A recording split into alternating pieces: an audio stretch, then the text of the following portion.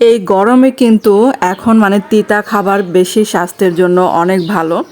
আর তিতা খাবার কিন্তু গরমের মধ্যে খেতেও ভালো লাগে। আসসালামু আলাইকুম সবাইকে। তারপর এই যে দেখেন আমি কিছু করল্লা এরকম করে মোটা করে কেটে নিয়েছি। তারপর এখন একটু ভাপ দিয়ে নিলাম। তারপর এটা কিন্তু 1-2 মিনিটের মতো একটু ভাপ দিয়ে নেব। আর এটা কিন্তু আমি একটু বড় করল্লা যেটা সেটা নিয়েছি। আর বড় করল্লা কিন্তু তিতাটা কম লাগে এমনিতেই।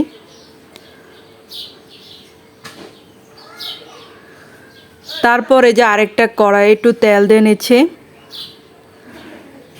তো আমার চ্যানেলে যদি আপনারা নতুন হয়ে থাকেন চ্যানেলটাকে সাবস্ক্রাইব করে পাশে থাকার অনুরোধ রইল। আর ভিডিও শুরুতে একটা লাইক দিয়ে অবশ্যই দেখা শুরু করবেন। তো এখানে যে এরকম মোটা মোটা করে একটু আলু কেটে নিয়েছি, এগুলা তেলে একটু ভেজে নেব। আর আলুটা যদি যে কোনো রান্নার জন্য যদি একটু ভেজে দেওয়া যায় তাহলে কিন্তু রান্নাটা অনেক মজার হয়। তো ঢাকনা দিয়ে কিছুক্ষণ ঢেকে রেখেছিলাম। আর এই যে সিদ্ধ করা করল্লা সেটাও একটু তেলের মধ্যে ভেজে নেব। আর এই যে গরম পড়ছে, এই গরমে অবশ্যই তিতা খাবারটা বেশি খাওয়া উচিত সবার জন্য। আর শাক সবজি তো আছেই, এগুলো বেশি করে খাওয়ার চেষ্টা করবেন। তারপর সবগুলো একটু 2-3 মিনিটের মতো ভেজে নেব এটা। তারপর এগুলো একটা প্লেটে আমি ঢেলে রেখেছি। আর কড়াইতে আরেকটু তেল দিলাম। তো এই যে পেঁয়াজ কুচি দিব একটু বেশি করে, যেহেতু করলার মধ্যে একটু পেঁয়াজটা বেশি লাগে।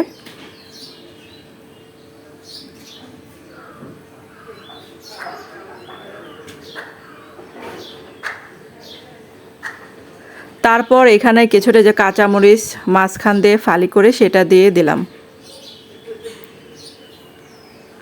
তারপর এই যে হাফ চা চামচ রসুন বাটা দিলাম।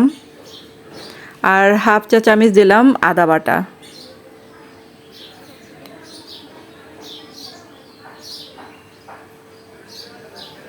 তারপর একটু পানি দিয়ে দিলাম মশলাটা যাতে পুড়ে না যায়। আর এখন এই যে হলুদ দিয়ে দিলাম, হাফ চামচের একটু বেশি হবে হলুদ গুঁড়া দিলাম।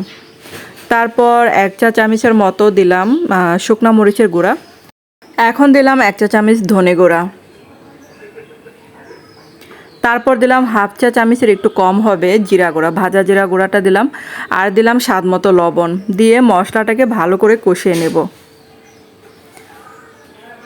তারপর এখানে 2টা মাঝারি সাইজের টমেটো কেটে দিলাম। তো এটা কষাতে কষাতে আমি কিছু চিংড়ি ছিল খোসা ছাড়ানো চিংড়ি, সেটাই দিলাম, কারণ আমাদের বাসায় খোসা ছাড়ানো চিংড়িটাই বেশি পছন্দ করে। তারপর এখন এই যে ভেজে রাখা আলু আর যে করলা দিয়ে দিলাম। এখন এটার সাথে কয়েক মিনিট কষাই নেব। তো গরমের মধ্যে আর কি হতে পারে বলেন, গরমের মধ্যে কিছুই খেতে ভালো লাগে না, মনে হয় যে কিছু তিতাযুক্ত খাবার এগুলো কিন্তু ভালো লাগে, পাট শাক এগুলা। তারপর যে কোনো ঝোল জাতীয় রান্না সেটাও ভালো লাগে।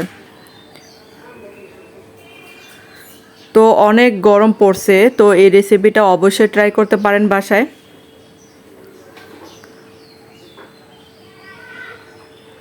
এখন এই যে ঢাকনা দিয়ে কিছুক্ষণ ঢেকে রাখবো এটা।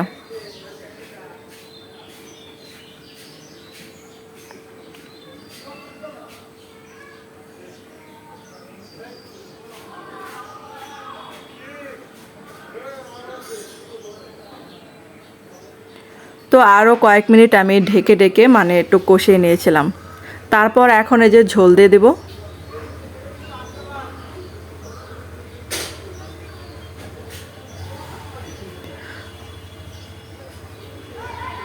তো হয়ে গেছে রান্নাটা। তো ভালো লাগলে অবশ্যই লাইক কমেন্ট শেয়ার করবেন। তো এতক্ষণ আমার ভিডিওটা দেখার জন্য ধন্যবাদ সবাইকে। ভালো থাকবেন, সুস্থ থাকবেন।